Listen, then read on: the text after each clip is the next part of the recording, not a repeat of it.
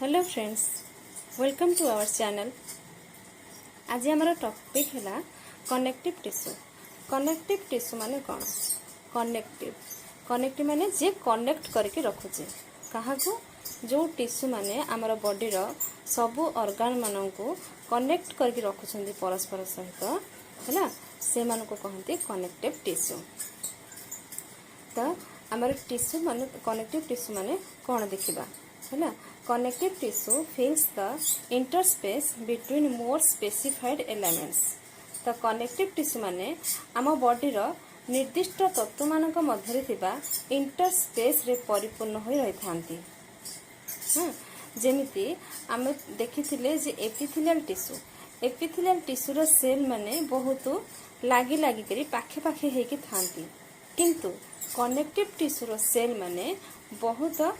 Difference रे थांती, माने बहुत दूरतरे थांती, परस्पर ठारू बहुत दूर रे थांती।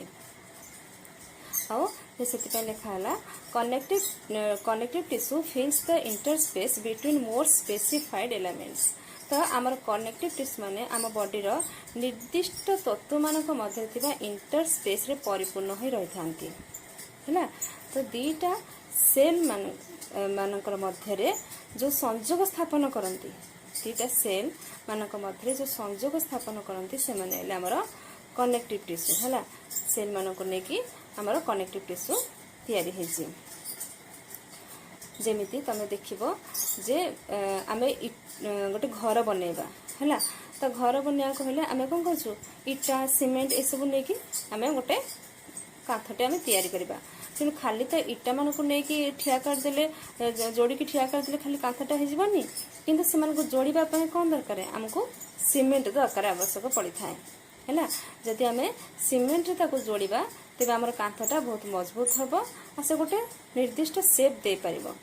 से मजबूत भी हबो। सेमिति आम बॉडी रे जेते सब ऑर्गन माने अछंती, सेल माने अछंती, टिश्यू माने अछंती, से माने कोन परस्पर संयुक्त ही रहबा पई आमर एक कनेक्टिव टिश्यू माने सहाय्य करिथांती। तो connective tissue serves to hold together and to support different elements within an organ. एक कनेक्टिव टिश्यू माने आम शरीर रो विभिन्न अंग मध्य रे संयोग स्थापन करिथांती आ ताको कोन करंती, सपोर्ट प्रदान करिथांती। For this reason such connective tissue is to be found in almost every part of the body. सेथि पई हमर ए कनेक्टिव टिश्यू माने आम शरीर रो समस्त अंग प्रत्यंग मध्य रे देखिबा को मिली थांती। तो ए कनेक्टिव टिश्यू माने आम बॉडी रे कोन कोन कार्य करि थांती, तांकर फंक्शन विषय रे हमें देखिबा। स्टोर ऑफ एनर्जी, एमाने कोन करंती, एनर्जी को स्टोर करी रखंती। प्रोटेक्शन ऑफ ऑर्गन्स, हमर सब ऑर्गन्स मान को प्रोटेक्शन प्रदान करंती। Provision of structural framework of the body, आम बॉडी रो स्ट्रक्चरल फ्रेमवर्क को मध्य एमाने प्रोवाइड करिथांती। आ कोन करंती, कनेक्शन ऑफ बॉडी टिश्यू, जेमिति कि हमर मसल्स आ बोन्स हैला। तेणु तुम देखिबो हमर मसल्स माने बॉडी रो पूरा बॉडी को जेते सब ऑर्गन माने अछंती हम बॉडी रे सब जगह मसल्स देखा को मिलंती, बोन मध्य पूरा हम बॉडी रे देखा को मिलंती। तेणु ए बोन आ मसल्स माने हेले हम बॉडी रो कोन connective tissue. Connection of epithelial tissue to muscle fibre, ए माने कोन करंती, जेमिति हमर एपिथेलियल टिश्यू रहले आ मसल फाइबर माने रहले एमानक मध्य रे मध्य माने संयोग स्थापन करंती। Supply of hormone all over the body, आउ एमाने पूरा शरीर रे आम संपूर्ण शरीर मध्य रे हार्मोन को मध्य सप्लाई करिवारे सहाय्य करिथांती। न्यूट्रिएंट सपोर्ट टू एपिथेलियम, आउ हमर एपिथेलियम टिश्यू को मध्य न्यूट्रिशन प्रोवाइड करिथांती। साइट ऑफ डिफेंस रिएक्शन, आम बॉडी रे डिफेंस रिएक्शन रे मध्य एमाने सक्रिय थांती। आम बॉडी रो जेते सब प्रतिरक्षा डिफेंस रे मध्य से प्रतिरक्षा कार्य रे मध्य माने अंशग्रहण करथांती। Helps in repair of injury, आ को करंती आम बॉडी रे जति कोनसी इंजुरी हेगला ताको मध्य रिपेयर करिबारे हमर कनेक्टिव टिश्यू माने काम करिथांती। तो हमें देखिबा कनेक्टिव टिश्यू माने कंपोनेंट गुड़िक कौन तार उपादान गुड़िक कौन आम कंपोनेंट आमर कनेक्टिव टिश्यू रे थांती फाइबर्स माने थांती कनेक्टिव टिश्यू रे सेल्स माने थांती आ ग्राउंड सब्सटेंस माने थांती हला ए सब को लेके आमर कनेक्टिव टिश्यू तैयारी हेजी तो फाइबर्स माने कौन तंतु सेल्स माने आमर जो सब कोष माने हेले आ ग्राउंड सब्सटेंस कौन this is a gel like substance in the extra cellular space एटा गोटे जेल लाइक गोटे सब्सटेंस टे जोटा कि एक्स्ट्रा सेलुलर स्पेस रे या फिल हेकी थाए सेटा हला हमर ग्राउंड सब्सटेंस तो हमर देखिबा जे हमर कनेक्टिव टिश्यू देख हमर एटा कनेक्टिव टिश्यू गोरा गोटे तुमको एग्जांपल देखो जी ना देख एमन सब फाइबर्स माने ना ए फाइबर्स माने एमन सब सेल एमाने जहा ऊपर अछंती जो ग्राउंड ऊपर अछंती ए तुम देखुछ ए जो हमर स्काई कलर रो हैला एमन हेले ग्राउंड सब्सटेंस यारी ऊपर एमन सब लाखी करी थांती फाइबर्स माने हेले सेल माने हेले एमन सब तारी ऊपर ही थांती तेणु ए सब गुराक समष्टि होछि हमर कनेक्टिव टिश्यू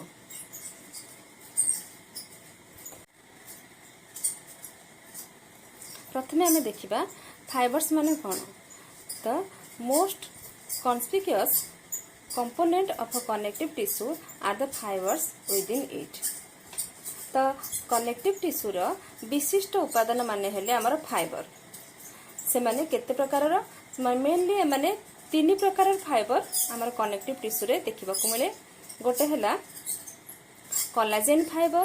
गोटे हला रेटिकुलर फाइबर्स आ गोटे हला इलास्टिक फाइबर्स तो आमे ए गोटे गोटे फाइबर्स मानको भलरे देखिबा तो प्रथमे आमे देखिबा कोलाजेन फाइबर कौन collagen fibres are most abundant type of connective tissue fibres ए कोलाजेन फाइबर गुड़िक आमर टिश्यू रे प्रचुर मात्रा रे देखिबा को मिलंती they are made of collagen protein and extremely tough एगुड़िक आमर कोलाजेन प्रोटीन रे निर्मित होती आ एमाने बहुत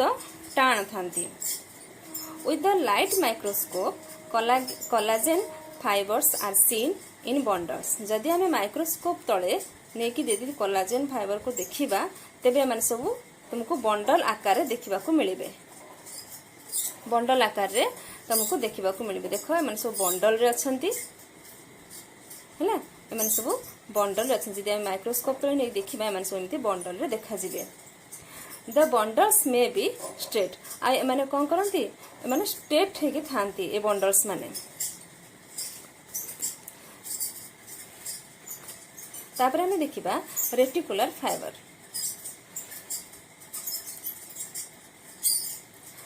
reticular fibres are very fine collagen fibres ये जो रेटिकुलर फाइबर माने बहुत सूक्ष्म कोलाजेन फाइबर्स अटंती अराउंडेड to form a net like supporting framework or reticulum एमाने कौन करंती बहुत सूक्ष्म तार भलिया फाइबर माने थांती आ से माने एमिति परस्पर सहित अरेंज होती जेमिति गोटे नेट हैला जेमि जाल भलिया से माने सब अरेंज होती परस्पर सहित तमे देखि पारथो पिक्चर रे देखो हमर रेटिकुलर साइड हमर ए रेटिकुलर फाइबर्स गुड़ाक केमिति सब से अरेंज हेकि सब गुच्छा गुच्छा हेकि अछंती ए रेटिकुलर सेल माने सब गोल गोल हेकि अछंती हैला ए माने सब फाइबर माने ए रेटिकुलर फाइबर ए तंतु गुड़ाक तापरे आमे फोर्थ रे देखिबा जे इलास्टिक फाइबर कौन elastic fibres are long thin highly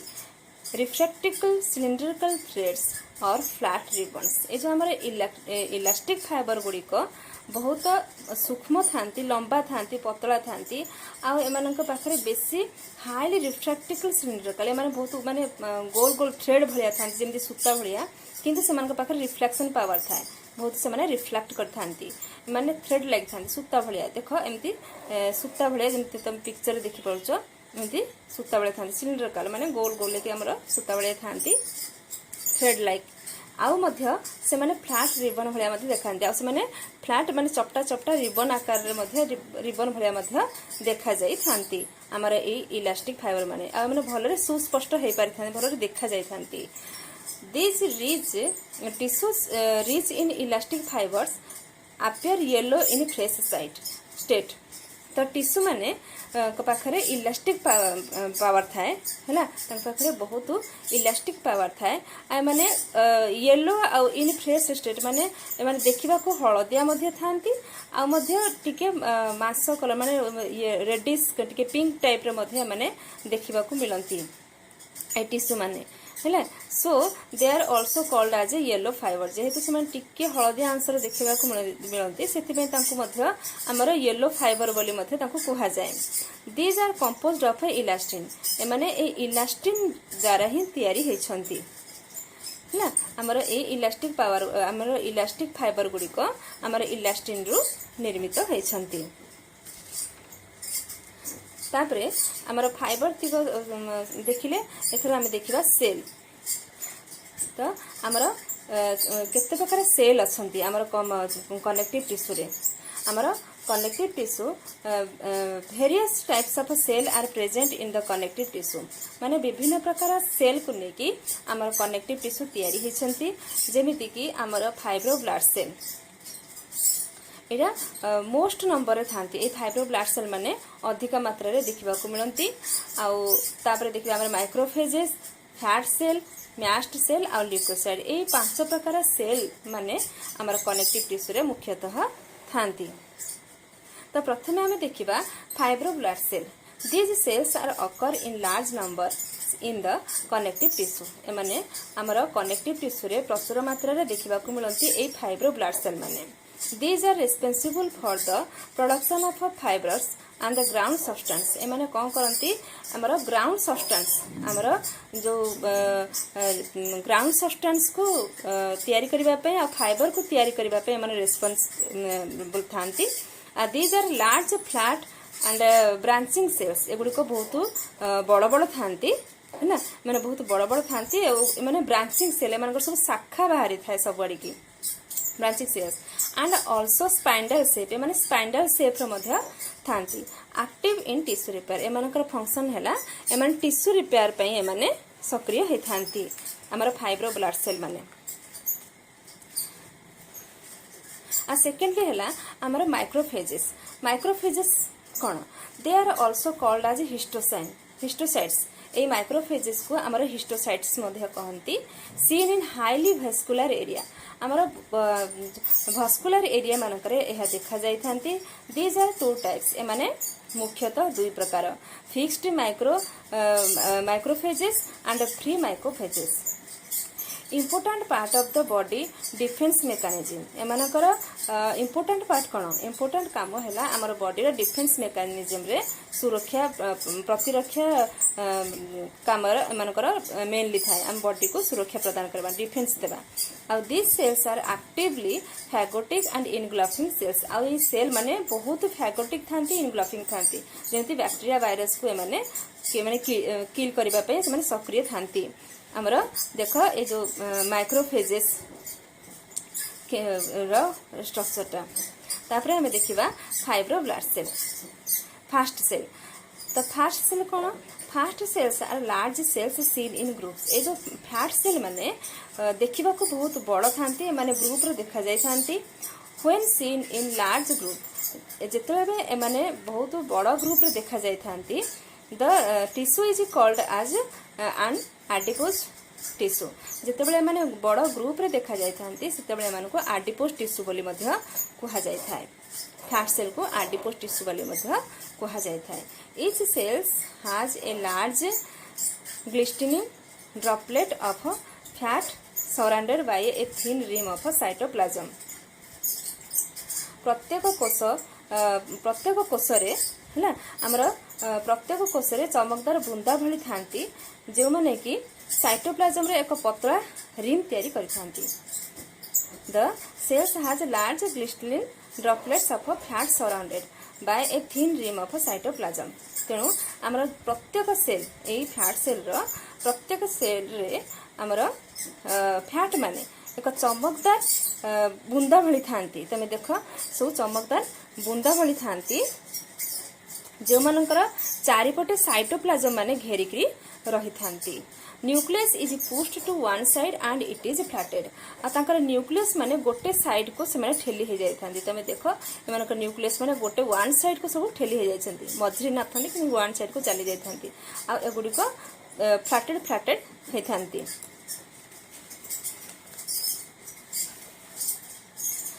तापर देखिबा आमे mast cell this cells are similar to the basophil leucocytes एमाने आमर जो मास्ट सेल माने बासोफिल लिकोसाइट सहित समान अटंती। These are found under the fibrous capsule of some organ आम शरीर किछि अंगर फाइब्रस कैप्सूल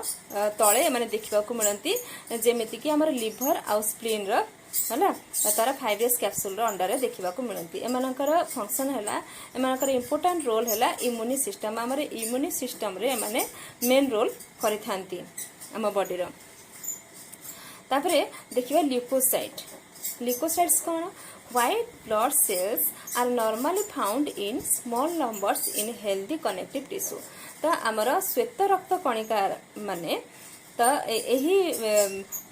टिश्यू रे से माने कम मात्रा रे देखा मिलता कनेक्टिव टिश्यू रे श्वेत रक्त कणिका माने बहुत कम मात्रा देखा मिलती। This cells are synthesize and secrete specific defensive antibody तो यही सेल माने ये जो ल्यूकोसाइट सेल माने आमर एंटीबॉडी को सिंथेसिस करथांती आ आमर ब्लड आ टिश्यू मानक मध्य को से एंटीबॉडी मानक से माने सप्लाई करथांती। तेणु आमे आज देखिले जे आमर कनेक्टिव टिश्यू कौन ताहा से आमर तार कंपोनेंट मानक कौन तार एलिमेंट माने है ना तो